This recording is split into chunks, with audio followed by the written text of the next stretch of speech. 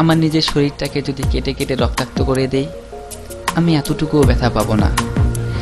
কিন্তু যদি কোনো কারণে আমায় ভুল বুঝো, তাহলে এই ব্যথা আমি সইতে পারবো না।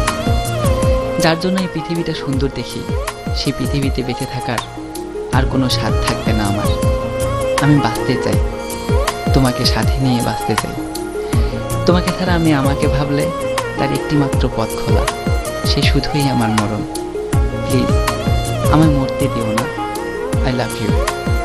যদি কখনো পাথর হয়ে যাই, আমায় একটু ছুঁয়ে দিও, জীবন ফিরে পাবো। যদি এই দেহে আর প্রাণ না থাকে, তাহলে আর কাছে আসিও না, দূর থেকেই দেখো।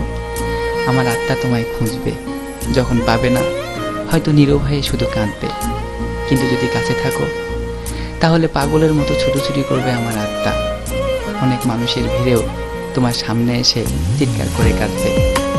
আত্মার আত্মচিৎকার কেউ শুনবে না। সমস্ত স্মৃতিগুলো মনে পড়বে। দুজন একসাথে বাঁচতে চেয়েছিলাম, কিন্তু এই সময় এই সংসার আমায় বাঁচতে দিল না গো। তোমায় দেখলে বেঁচে থাকার অনন্ত স্বাদ মরে গিয়েও হয়তো জেগে উঠবে।